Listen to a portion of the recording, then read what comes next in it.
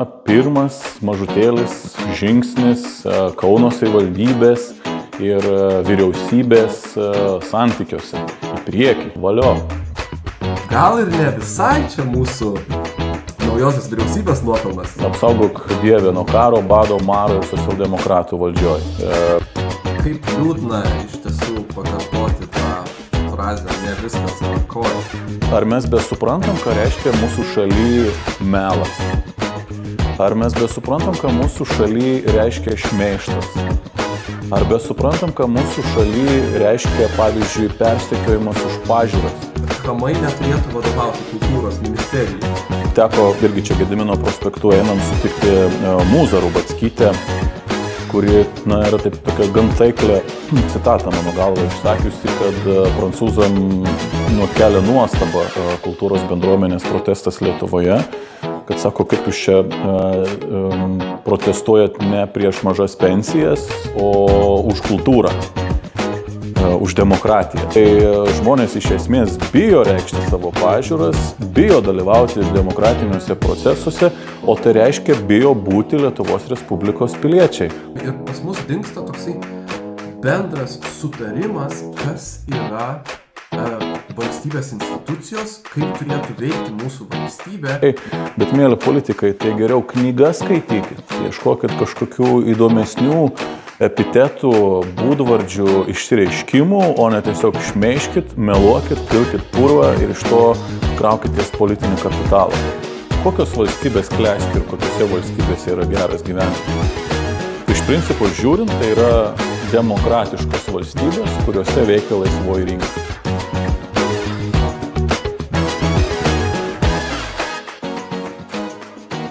Sveiki visi, mūsų žiūrovai YouTube, klausytojai Spotify, mes grįžtame į naująjį Viskas tvarkoj epizodą, kur aš, Paulius, ir mano geras draugas ir kolegas Simonas Kairys aptarinėjom Lietuvos, Kauno ir pasaulio reikalus.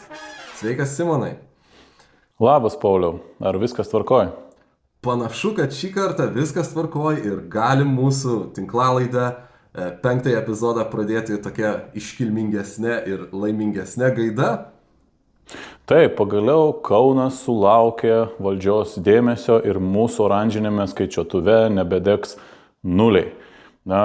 Robertas Kaunas, neseniai paskirtas krašto apsaugos ministrus, paskelbė, jog 2400 nešiojimų kompiuterių pasieks 50 Kauno mokyklų. Valio.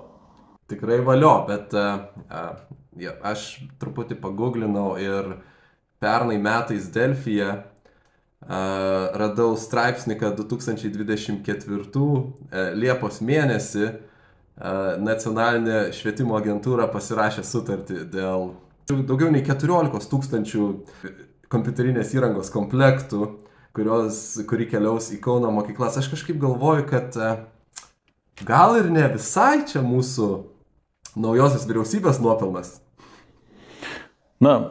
Kodėl ne?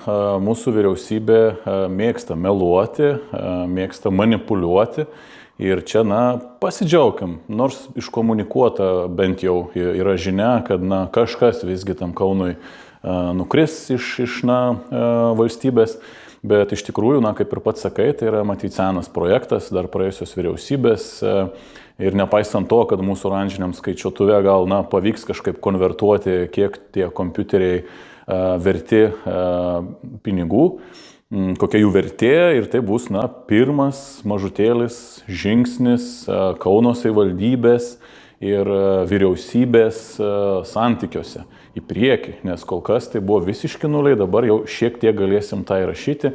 Aišku, mes čia pusiau ironizuojam, pusiau kalbam rimtai, bet iš tikrųjų, tokia yra Lietuvos politika, toks lygis, tokios naujienos, tokie ir džiaugsmai. Iš ties labai geros žinios, kad Kauno mokyklos gaus tuos kompiuterinės technikos komplektus, kurios paskelbė mūsų naujasis ministras, dar tada nebuvo ministro. Bet ar mes turėtume džiaugtis turėdami krašto apsaugos ministerijoje ministrą iš Kauno pavardę Kaunas? kaip čia dabar pasakius, viena vertus, tai jeigu toks yra teorinis klausimas, tai be abejo, kaip mum, kaip kauniečiam, ta žinia tokia turėtų būti teigiama, bet kita vertus ir jau taip pradedam kalbėti rimtai, galima vienaip ar kitaip žmogų apibūdinti, kas labai krenta į akis, kad Robertas Kaunas baisiausiai pyksta, kai vieni ar kiti epitetai yra jo adresu vartojami ir tas vis išlenda ir išlenda. Bet, man ši situacija nėra tokia paprasta ir vienareikšmiška. Stebint visą dabartinio jau krašto apsaugos ministro darbą Seime nuo pat kadencijos pradžios, tai aš jį apibūdinčiau kaip, Remigijaus Žemaitaičio advokato pareigas einantį politiką. Nes buvo tikrai daugybė laidų, daugybė pasisakymų, kaip jis gulė tiesiog kryžium už Nemuno aušrą, už Remigijų Žemaitaitį. Buvo labai keisti jo komentarai, kuris iš esmės net kvestionavo konstitucinio teismo sprendimus dėl to, kai Remigijus Žemaitaitis buvo iš esmės pripažintas sulaužęs konstituciją, kalbant apie antisemitizmą. Tai, o mes čia dabar kalbam apie krašto apsaugą, mes kalbam apie Vokietijos brigadą, mes kalbam apie įvairius tarptautinius santykius ir kartais, man atrodo, kad socialdemokratai iš vis gyvena kažkokiam debesy ir jiem atrodo, kad ar, tarkim, premjerė, ar bet kuris kitas, aukštesnės pareigas turintis ministras staiga gauna pareigas ir galvoja, kaip čia dabar jo, visi klauso, žiūri, liktai viskas tvarkoje. Bet, kai žmonės nors ir nesako tam tikrų dalykų tau į akis, bet, tas fonas, kuriame jie dirba, jis, sakyčiau, nėra palankus. Ir kai dabar bandoma vis, tarkim, grįžtant prie, pavyzdžiui, tos pačios kultūros ministerijos, vis sakyti, kad dabar viskas ramu, ministerija grįžo į socialdemokratų rankas, supras, kad yra kažkoks kokybės ir ramybės ženklas. Aš manau, kad, kaip čia pasakyti, apsaugok Dieve nuo karo, bado, maro ir socialdemokratų valdžioj. Nes tokio chaoso, tokių keistų metų šios kadencijos aš neprisimenu, kada yra buvę. Ir nežinau, kaip Lietuvos piliečiai jaučiasi saugus, bet, aš matydamas daugybę dalykų iš arčiau, būdamas Seime, man tikrai labai daug klausimų kyla ir kažkaip norėtųsi, kad mes nediskutuotumėm ar gerai, ar blogai, kad, tarkim, ministras yra iš Kauno, o diskutuotumėm, ar ta politika yra kokybiška, nes situacija visgi yra tokia, kad atmosfera ir įtampa tiek Lietuvoje, tiek mūsų regione, tiek pačioje Europoje, tiek imant ir matant santykį, tarkim, su tomis pačiomis Jungtinėmis Amerikos valstijomis, ta įtampa tikrai mus gražina į tą laiką, kada buvo paskutinės iš esmės Lietuvos dienos, arba kaip Norberto Černiausko knygoje apibrėžiama ta tokia paskutinė Lietuvos vasara. Tai gal aš čia dramatizuoju, gal aš čia sutirštinu spalvas, bet žiūrint į istorinius įvykius, matant, kaip tuo metu irgi žmonės ir planavo, veikė, kažką darė, bet staiga savarankiškos valstybės nebeliko. Tai aš manau, kad mes esam sudėtingoje situacijoje ir turbūt ne tai, kad krašto apsaugos ministras čia didžiausia problema, aš didesnę problemą matau, tarkim, premjerės asmenį ir visas tas vaizdas man yra pakankamai niūrus ir tikiuosi, kad kažkaip mes tą laikotarpį išgyvensim. Tai kalbant apie tą sudėtingesnį laikotarpį, ar kultūros ministerijos bevaldystės saga pagaliau baigėsi ir mes išplaukėm iš tų neramių vandenų, ar galim tikėtis dar, kad kažkas iššaus ir bus pokštų tavo buvusioj darbovietai? Man pirmiausia teko sudalyvauti kultūros bendruomenės proteste, kuriame buvo ir daugybės kitų jau sektorių atstovai. Aišku, žavu matyti, kad tokia inteligentiška, sąmoninga publika irgi nesirenka kažkokio tylaus gyvenimo, o garsiai kalba apie valstybės problemas ir jie tokie tapo tarsi valstybės sąžinė. Nes sąžinė vyriausybėje ir valdančioje daugumoje jinai tikrai neegzistuoja, bent jau šiuo metu. O grįžtant prie kultūros ministerijos, tai irgi taip, yra gan keista stebėti dabar, kad, pavyzdžiui, užduodi Ruginienei klausimą per vyriausybės valandą, paminėdama situaciją, kuri buvo Antrojo pasaulinio karo kontekste, visiems žinomas pokalbis tarp Didžiosios Britanijos gynybos ministro ir tarp premjero Winstono Churchillio apie tai, kad reikia pinigų gynybai, tai nuo kažko reikia braukti. Ir kai buvo pasiūlymas, kad reikėtų braukti nuo kultūros, tai visi žinom tą citatą ir atsakymą, tai vardan ko tada mes kovojam ir kariaujam, jeigu ne dėl mūsų kultūros. Tai akivaizdu, kad Ruginienė ne Churchillis ir akivaizdu, kad jinai tiesiog užsiima melagystėm, nes kol kas nieko nėra įvykę teigiama. Nukirpto biudžeto grąžinimas bent jau į šių metų situaciją vis dar yra migloje. Ką mes girdim, tai girdim, kad kažkiek tų pinigų bus atstatyta, bet surprizas, tie pinigai bus paimti iš LRT suplanuoto lėšų augimo, kuris automatiškai yra pririštas prie gyventojų pajamų mokesčio ir akcizų. Ir kitas dalykas, mes tiesiog turim ministrę, mes turim keletą viceministrų, ne visa komanda egzistuoja. Ir mes tik tai iš kažkokio užribio, kur buvo iš vis neįmanoma apie nieką kalbėti, mes tiesiog grįžom į aikštelę ir nuo nulio pradedam žaidimą. Tai toks ir džiaugsmas ir pasakyti, ar čia dabar gerai ar blogai, šiuo metu kol kas tikrai neįmanoma. O kaip tau naujoji mūsų kultūros ministrė? Tai nauja ministrė Vaida Aleknavičienė man tenka gerai pažinti, nes ji ir buvo švietimo komiteto pirmininkė, kuriame aš dirbu, tai yra tikrai diplomatiškas, geranoriškas žmogus, bet vėlgi kultūra kaip tema yra dabar pakelta į patį aukščiausią viešosios diskusijos lygmenį. Žiūrint irgi į visą mūsų valstybės politiką, tai dabar irgi yra vienas iš svarbiausių dėmenų.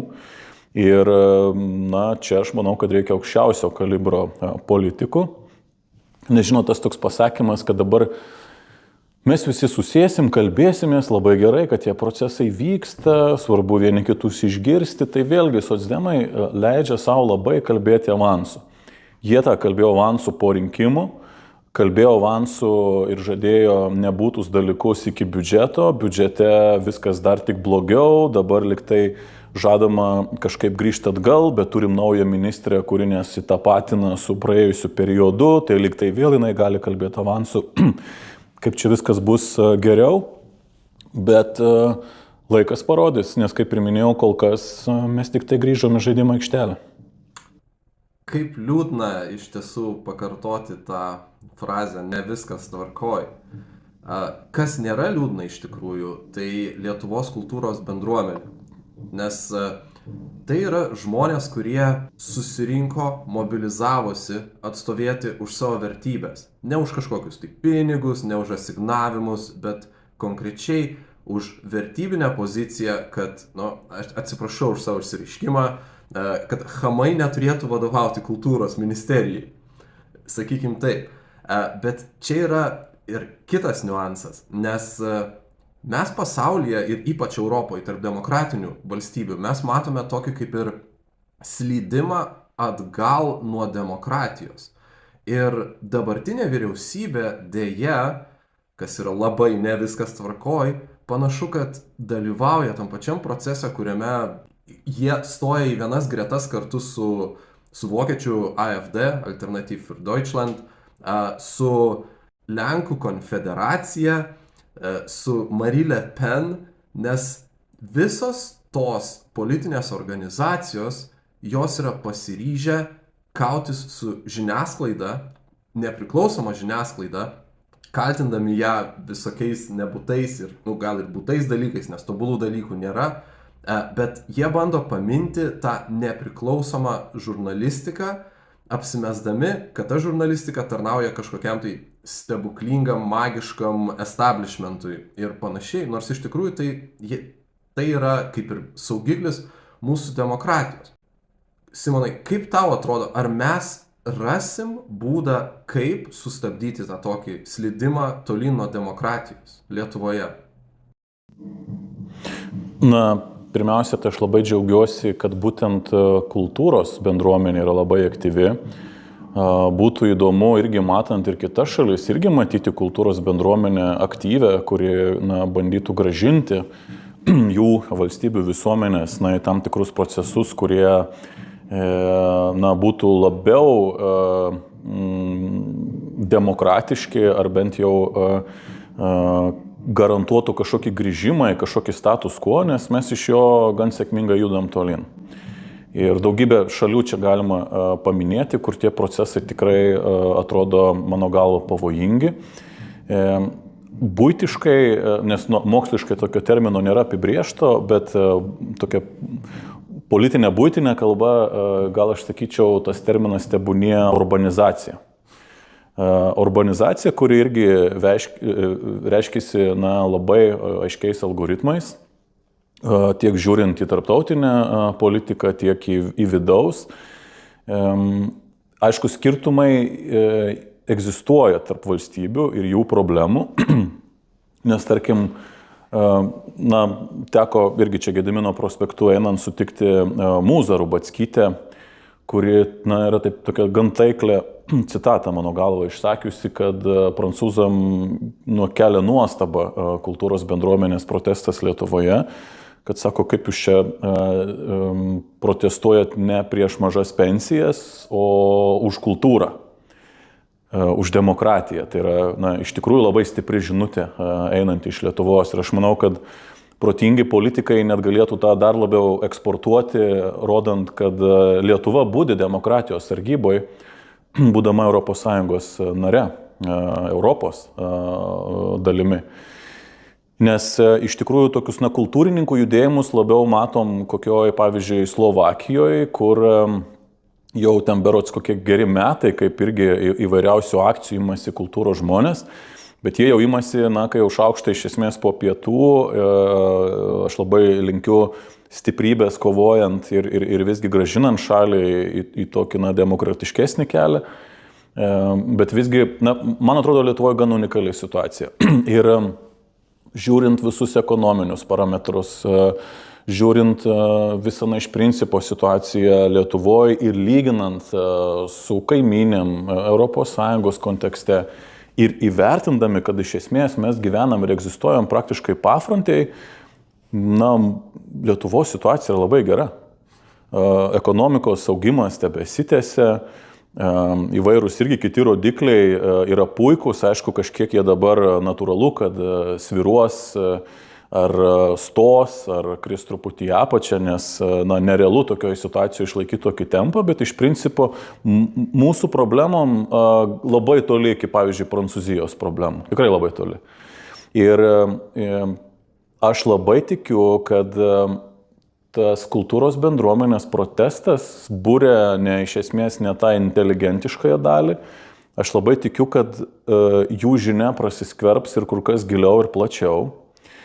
Ir aš čia jau kabinčiau netgi tokius dalykus, kaip pavyzdžiui, teisėsauga ar kitos institucijos, nes kiek mes galim stebėti tai, ką stebim pastaruoju metu. Demokratija nėra anarchija. Ar mes besuprantam, ką reiškia mūsų šaly melas?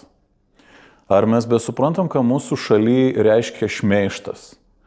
Ar besuprantam, ką mūsų šaly reiškia, pavyzdžiui, persekiojimas už pažiūras?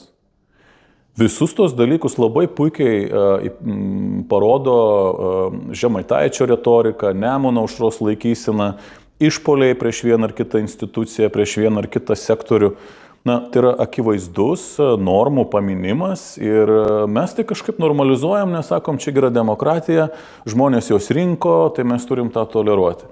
Aš atsiprašau, demokratija, liberali demokratija vėlgi, tai visgi turi tą visuomenės susitarimo standartą, valstybė irgi atlieka tą naktinio sargo funkciją ir jeigu mes esam laisvų žmonių visuomenė, žmonės turi jaustis laisvi. Dabar kokią žinią atneša tas pats, tarkim, kultūros bendruomenės protestas, kad dar Vilnius, Kaunas, bet imkim mažesnius regionus ar miestus, tai žmonės iš esmės bijo reikšti savo pažiūras, bijo dalyvauti demokratiniuose procesuose, o tai reiškia bijo būti Lietuvos Respublikos piliečiai. Mano galva tai yra didžiulis raudonas šauktukas ir arba mes jį įveikiam, arba tikrai po kitų rinkimų mes būsim dar labiau nustebę, kas Lietuvoje įvyko. Norėčiau pridėti dar porą dalykų, nes mes turime vyriausybę, kurioje koalicija valdančiąją, į kurią priimtas žmogus konstitucinio teismo pripažintas pažeidęs konstituciją.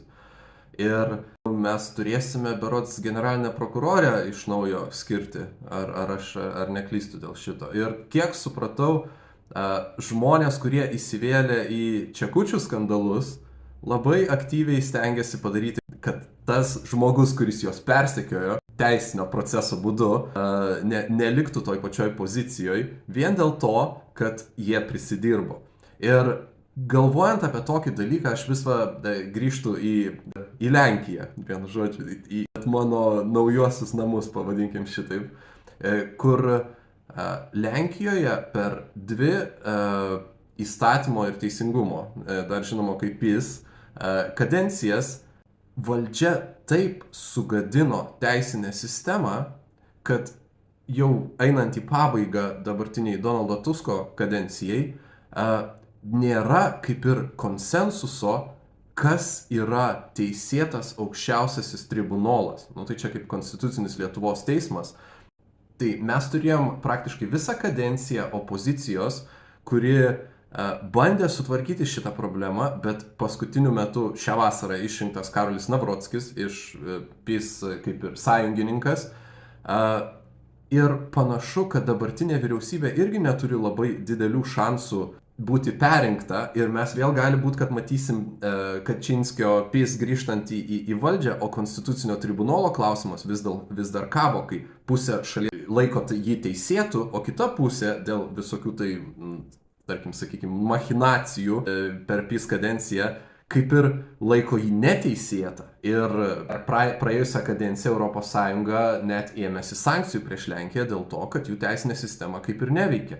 Tai man labai įdomu iš tikrųjų, kaip mums Lietuvoje, čia gali būti retorinis klausimas, į kurį mes nei aš, nei tu neturėsim atsakymo, bet kaip Lietuvoje išvengti tokios situacijos, kai toksai, kaip ir tu minėjai, šmeižtas, melas, ta prasme, tokie dalykai, tokie terminai, jie yra ignoruojami ir pas mus dingsta toksai bendras sutarimas, kas yra valstybės institucijos, kaip turėtų veikti mūsų valstybė, nes atsiranda tokių, kurie apeidinėja visą tą mūsų demokratinį procesą ir bando gauti savo naudos ir įsitvirtinti valdžioje, lygiai taip pat, tarkim, kirsdami finansavimą LRT, dėl savo prisidirbimo bandydami išvengti, kad prokurorė, kuri juos, vienu žodžiu, bandė prikirpti, nebūtų paskirta dar kartą į tą pačią poziciją. Ir kas įdomiausia, kad koalicija dar ir dangsto tos žmonės, balsuodami prieš jų teisinės neliečiamybės panaikinimą. Čia net kaip pagalvoji, Eligijus Masiulis, kuris tiek mum pridirbo, buvo kaip ir autoritetas tokio, vienu žodžiu, supratimo, kad jeigu tu prisidirbai, tu padedi mandatą, išeini ir leidi teisiniam procesam išteisinti tave arba nubausti, vienu žodžiu. Tai Simonai, kaip mum, kultūros bendruomenė kaip ir parodė, kad yra būdų, kaip spausti valdžią, vienu žodžiu, kad jie nesugadintų tai, ką mes turime.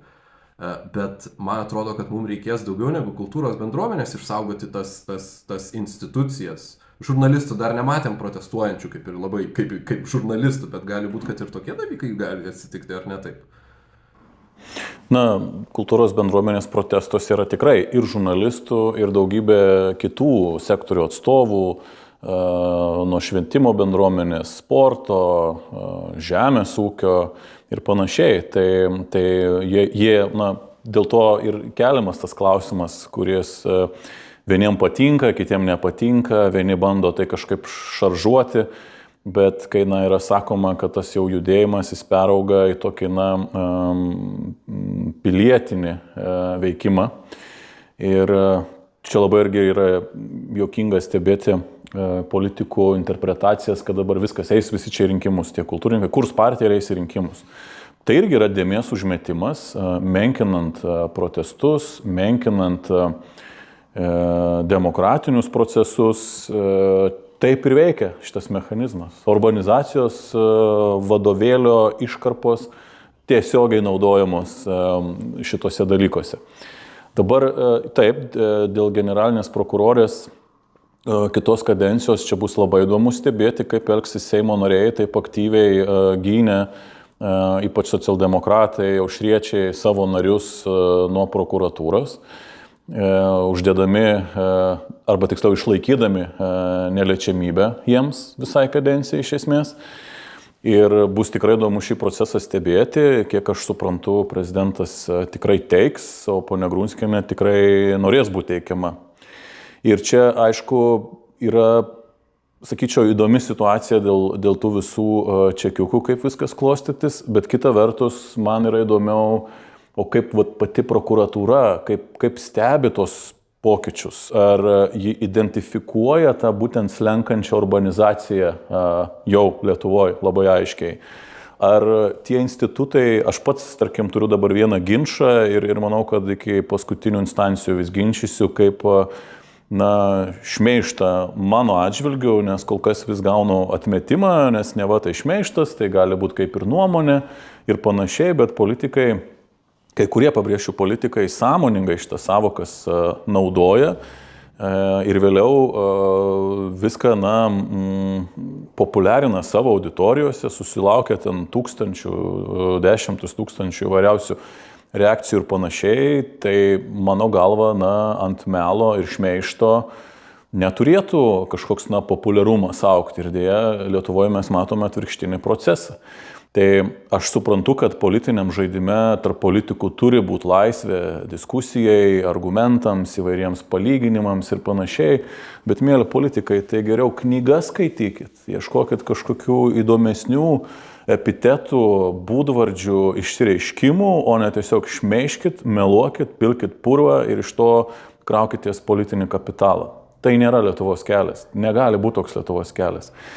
Ir grįžtant prie to tokio tarptautinio konteksto, tai čia Lenkija geras pavyzdys, kai džiaugiamės, kai grįžo Donaldas Tuskas, susiformavo kita vyriausybė, bet kiek jie paveikė labai neilgą laiką ir staiga prezidentu tapo žmogus, kur toks kaip ir žingsnelis atgal, jeigu taip žiūrint visą tą evoliuciją, koks buvo lūkestis. Ir ką tai rodo, kad nepavyko tokiom antipopulistiniam jėgom kažko reikšmingo parodyti, nuveikti ir vėl ta situacija pakabinta ore. Ir tiesiog visuomenė laikoma ir toliau suskaldyta ir nieko gero iš to matyti nebus. Ir viena vertus yra sakoma, kad gerai, kad populistai pabūtų valdžioje. Mes tą matom, pavyzdžiui, tą patį Nemuno aušrą. Jie nieko nepadaro valstybei. Jie tik tai kiršina, stabdo, tyria, menkina, žlugdo. Tai yra jų modus operandi, o ne kažkokie konkretūs darbai ir konkretūs pasiekimai. Tai tą mes stebim ir kitose šalyse, tai mes galim džiaugtis Nyderlanduose D66 laimėjimu ir tapimu koalicijos ašimi ir vėlgi žingsniu į priekį, atsiribojant nuo populizmo. Kita vertus, pavyzdžiui, matom Prancūziją, kur iš tikrųjų yra gili politinė krizė. Šalis neišvengiamai ritasi į didelę ekonominę krizę. Akivaizdu, kad visuomenė irgi susiskaldžiusi, politinės daugumos nėra, aiškios valdžios nėra ir čia beje yra geras atsakymas, kai, pavyzdžiui, mums sako koks nors naujas krašto apsaugos ministras. Tai jūs čia opozicija turėtumėt palaikyti biudžetą vien dėl gynybos finansavimo. Ne, mes pirmą turim suprasti, ar veikia valdančioji koalicija ir ar jai rūpi valstybė, tai yra esminiai klausimai. Nes kitu atveju, lauks tiesiog Prancūzijos scenarijus. Ir kas bus, tarkim, Prancūzijoje po kitų rinkimų, ar prezidento, ar parlamento, yra visiškai neaišku. Ir tokių pavyzdžių yra daug. Aišku, yra, tarkim, vilčių, kad, tarkim, Orbano partijai gali jau kiti rinkimai nebūtų tokie sėkmingi, kad, tarkim, ką mes girdim, tai daug dieve. Kaip iš vienos pusės gal ir nebūtų blogai, jeigu, kai mes jaučiam tą visuomenės susiskaldimą, šiaip demokratijai nebūtų blogai, kad kažkur, tos dalies visuomenės balsas, kurios, tarkim, kuri ne visiems, tarkim, politikam yra suprantama ir ją yra pritariama, kad turėtų kažkokius savo atstovus. Aš manau, kad sveika tai būtų demokratijai, bet kai tie dalykai pereina į tokį tiesioginį veikimą vyriausybėse, mes net neįsivaizduojam, kaip greitai mes artėjam prie, vėlgi pabrėšiu tą Norberto Černiausko knygą, prie paskutinės Lietuvos vasaros. Ir kažkada skaičiau irgi Norbertas Černiauskas kažkur davęs yra interviu ir klausė, kaip ta aliuzija su 40 metais, ta paskutinė Lietuvos vasara, tai taip yra išsireiškęs, kad jeigu taip skaičiuojant mėnesius atgal iki tos jau datos, kada mes buvom oficialiai okupuoti, tai mes kažkur dabar esam lapkričio mėnesį pagal dabartinę situaciją. Tai įvertinant dar JAV spaudimą Ukrainai dėl taikos, įvertinant, kaip čia dabar atrodys Europos šalių elgsena, labai aiškiai matosi, kad mes turim labai mažai laiko padaryti labai stiprius ir tikslus sprendimus, kad būtent tiesiog liktumėm suverenę valstybę. Teisingai, aš kaip tik vakar dar buvau susitikęs su savo draugu prancūzu, jis bretonas, iš Bretanės. Stipriai padeda Ukrainai, jis grįžo po 2 savaičių vizito Ukrainoje, kur aplankė šeimas, kuriom padėjo, vienu žodžiu, ir persikelti į Europą, kurie jau grįžo, kuriems padėjo su pagalba ir Charkive, ir kitose Ukrainos miestuose. Ir jis šiek tiek irgi mane kaip ir updateino su Prancūzijos reikalais, nes sakė, kad situacija yra tikrai labai baisi vien dėl to, kad jo namai Bretanėje būdavo kaip ir toks centrizmo bastionas, viduriukas Prancūzijos politikos, ir ta situacija, lygiai taip pat dezinformacija socialiniuose tinkluose ir panašiai, žmonės, kurie visą laiką balsuodavo nuosaikiai, stumia į ultradešinę dėl dalykų, kurie jų net nematė pačioje savam regione. Tarkim, ta idėja, kad Prancūzija yra priėmusi per daug pabėgėlių, per daug migrantų.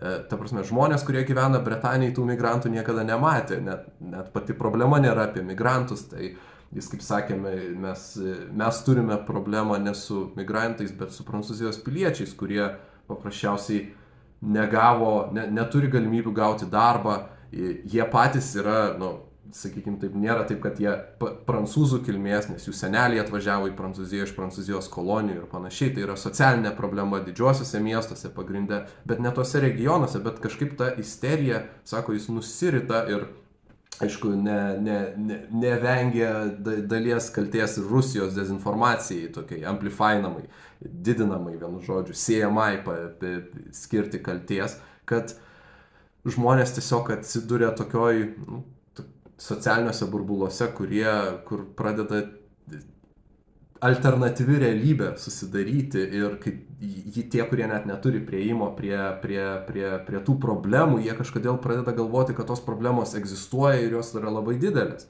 Ir man visą laiką aš taip pagalvoju apie Vokietiją šitų klausimų, kai rytinės Vokietijos žemės stipriai palaiko AfD, tuos, sakykime, ultradešiniuosius, nors didžioji dalis migrantų, kurie atvyko pabėgėlių karo iš Sirijos ir panašiai į Vokietiją, jie apsistojo būtent vakarų Vokietijoje, kuri balsuoja už konservatorius, už socialdemokratus, ir labai retai kada už AfD. Tai tiesiog gyvenam tokiam keistam iliuzijų pasaulyje, kur tie žmonės, kurie bando sugriauti arba apgadinti, pažeisti mūsų demokratiją, pradeda ne tik žaisti su institucijom, bet kurti tokį alternatyvios realybės naratyvą ir įtikinti žmonės, kad jie susiduria su problemom, su kuriuom jie gal iš tikrųjų net ir nesusiduria. Ir tai prasilenkia. Ir manau, kad Remigijus Žemaitaitis ir Nemuno aušra šituo atveju panašu, kad žaidžia pagal tą patį vadovėlį, kuris, urbanizacijos gidas, ne kitaip. Na, matai, Pauliau, iš principo ta tokia mada politikų veikimo yra kalbėti per problemas ir dažnai sakyti, labai ryškinti problemas ir netgi tiem žmonėm, kurie nesijaučia, turi kažkokių didelių problemų, politikas vis tiek stengsis kažkaip pasakyti, kad visgi tu turi problemą. Mano galva, politika visada turi būti apie lyderystę, apie matymą už horizonto, apie gebėjimą ne pasidaryti kažkokią apklausą, sužinoti, apie ką mąsto visuomenė ir tai tiesiog padaryti kaip tos dienos nuotrauką ir apie tai kalbėti. Tikras lyderis vis tiek jis turi kažko uždegti, kažko įtikinti, atrodyti irgi patikimas, nes svarbiausias dalykas yra, kad žmonės tiesiog norėtų asocijuoti su politikų, politinė jėga ir panašiai ir kad jie kažkaip tiesiog save identifikuotų per tam tikras pažiūras ir panašiai. Ir dabar čia irgi yra visokių tokių įdomių dalykų nutikę. Buvo čia ne vienas tyrimas ir tarptautinių santykių politikos mokslų instituto VU ir panašiai, kur labai aiškiai tokia formuluojasi išvada, kad jeigu dar, nežinau, prieš kokį 15 metų buvo labai aišku, kad žmonės save identifikuodavo pagal pažiūras ir sakydavo, kad aš čia gal labiau liberalas, ar konservatorius, ar socialdemokratas, arba bent jau prijaučiu tą idėjų grupę ir sistemai. Dabar visgi žmonės save apibrėžia ir savo tas politinės preferencijas išreiškia per atskirus klausimus. Iš esmės savo pažiūras dėliojasi iš tokių skirtingų detalių. Ir kas yra sudėtinga, kad tas politinis veikimas tampa tokiu projektiniu valdymu iš esmės. Tai, o ne idėja, kuri uždega. O idėja, kuri uždega, tai tokiu veikimu yra žymiai lengviau veikti populistams, nes jie iš principo valstybę piešia kaip jau čia degradavusi ir tik tai jie gali išgelbėti pasaulį. Tai aš manau, kad yra čia labai sudėtingi dalykai ir labai didelis virsmas. Labai daug čia vaidmens yra ir socialinių tinklų, nes visgi labai aktyvi yra ta visuomenės grupė, kuri anksčiau tiesiog nebalsuodavo rinkimuose. Dabar irgi, pamatė jie ir savo galę, savo gebėjimą burtis įvairiausiose grupėse, palaikyti vieni kitus. Ir čia iš tikrųjų mus gelbėjo, būtent grįšiu vėl prie kultūros bendruomenės protestų, kad čia yra labai gerai parodyti, kad ir ta tokia, visuomenės dalis, tokia inteligentiška, išprususi, ji irgi yra skaitlinga ir jeigu reikia, irgi gali išeiti į gatvę. Ir grįžkim matyti prie to, kad daug dalykų jie labai užaštrėjo visgi, kai buvo COVID pandemija. Ir ta COVID pandemija buvo palanki tuo įvairiems populistams, nes visgi valdžia įžengė į labai privačią žmogaus sferą, pasakydama, kad tu negali išeiti į gatvę, kad tu negali daryti to, tu negali daryti ano. Kitaip ir negalėjau būti, nes tiesiog mes būtumėm, paprastai kalbant, daugybė mūsų pažįstamų būtų išmirę, susirgę ir panašiai. Ir taip reikėjo tiesiog elgtis, kad nesprogtų sveikatos sistema ir panašiai. Bet tai buvo palanki terpė įvairiam populistam ir tokiam, kaip, aš dabar mėgstu sakyti, niekšingiam politikam žaisti šitais principais ir visur piešti, kad tas elitas tos tradicinės partijos, va, pažiūrėkit, kaip elgesi, o mes čia dabar darysim kitaip. Ir jiem tada leido labai per socialinius tinklus mobilizuotis ir tokia, pajaus savo jėgą ir tiesiog bausti vakarietiškų pažiūrių partijas, tas tokias tradicinės, sisteminės partijas. Ir tas veikimas jis daugiau yra ne iš to, kad, kaip čia man dabar, kuri partija ar politikai padarys gyvenimą mano geresnį, ar mano tas, problemas, mano turimas ir neturimas išspręs, bet tai yra daugiau baudimas. Ir mes tą puikiai įstikinom tam pačiam praėjusiuose Seimo rinkimuose ir vienmandatėje apygardoje, kai tikrai labai jautėsi, kad daug žmonių, iš principo sako, Gabrielius Landsbergis yra blogis, ten žodžiu ir panašiai. Tai šitoj vietoj aš visgi manau, kad kažkaip tie procesai, jie turi grįžti kažkokią logiką, nes visgi ilgą laiką mes gyvenom tokioje ekonominiai geroviai, gan patogiam gyvenime ir žmogus taip lengvai tų dalykų neatsisakys. Arba jeigu pradės matyti, kad visa tai griūva, aš taip manau, kad jis pradės galvot. Tik visa bėda, kad procesai yra labai inertiški, bet kokį neigiamą procesą labai yra sunku pakeisti ir jį greitai sutvarkyti. Lygiai taip pat, ta gerovė kol kas irgi jinai dar turi kojas, ant jų stovi ir kažkaip važiuoja, bet manau, kad irgi laiku reikia identifikuoti tam tikrą problematiką, kažkaip žmonėm pasakot, aiškint, ko tie visi dalykai kvepia ir tikėtis to sąmoningumo, nes kitu atveju tikrai laukia labai niūrus laikai, nes vien destrukcija, baudimas, kerštas, tai nėra veiksniai, kurie daro gyvenimą gerą, arba kai aš, tarkim, dalyvauju pilietiškumo pamokose ir kalbu su moksleiviais, mes dažnai pradedam tą pokalbį apie tai, kad kokios valstybės klesti ir kokiose valstybėse yra geras gyvenimas. Tai iš principo žiūrint, tai yra demokratiškos valstybės, kuriuose veikia laisvoji rinka. Pasakykit man pavyzdį kitų valstybių, kurios klesti neturėdama šitų dviejų elementų. Jų tiesiog nėra. Arba jeigu ten žmonės taip įsivaizduoja, kad jiem gerai, tai jie tiesiog nematė to gerojo pasaulio. Tai šitoj vietoje, tai yra neišvengiama ir per istoriją nebuvo kito tokio momento. Tai prie to vis tiek reikės kažkaip grįžti. Kiek mes užtruksim? Čia kitas klausimas, bet dabar aš manau yra be galo svarbu labai dėti aiškius politinius akcentus. Labai svarbu, kaip ir minėjau pradžioje, atskirti tuos institutus, kurie yra be galo svarbus tam, kad demokratija veiktų. Aš nežinau, kaip demokratija gali veikti manipulacijose, mele, šmeižte, persekiojime. Ir galiausiai tai yra gynyba ir grynai karinės grėsmės vertinimas, nes jeigu Europą mes čia neatsilaikysim, tai mus po vieną labai greitai Putinas išgaudys. Ir tas labai aiškiai matosi ir čia irgi turim būti aktyvūs, drąsūs, nes matydami visą kontekstą Europoje, matydami rinkimų rezultatus, kad ir svyruojančius, kad ir apsikeitančius, populistus keičia, atrodo, tos tradicinės partijos, bet tai irgi ne visada sėkmingai gaunasi, kaip kalbėjom apie Lenkijos pavyzdį. Tai žodžiu, matysim, žiūrėsim, bet turim būti tikrai aktyvūs ir priimti esminius sprendimus.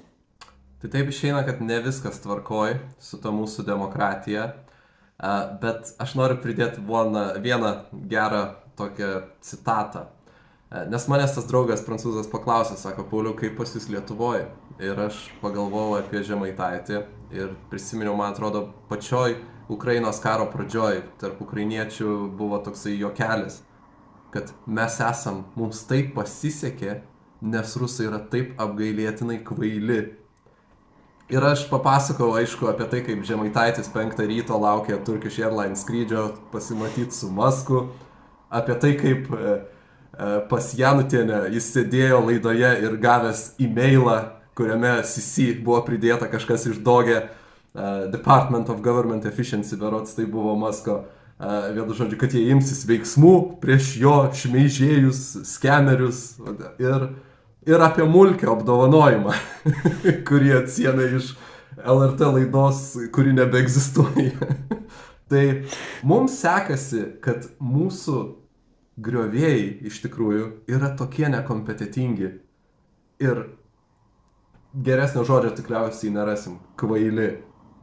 Manau, tokia gaida galėtume kaip ir pasidžiaugdami padėkoti mūsų žiūrovams, tiems, kurie įsijungia mūsų YouTube'ai, išklauso mūsų Spotify'e ir palinkėti sėkmės, paprašyti, kad jie prisidėtų prie mūsų šito darbelio, prie mūsų tinklalaidės savo klausimais, savo pasiūlymais, savo komentarais ir iki kitų kartų. Na, aš taip irgi linkėdamas kitų kartų irgi noriu palinkėti, kad identifikuokim tos mulkius, apie kuriuos mes čia kalbam, supraskim, kad jų ta jėga irgi yra tokia dirbtinai išpopuliarinta. Išdrįsti galėtų socialdemokratai irgi suprasti, kad jie rinkimus laimėjo, o ne Nemuno aušra galų gale.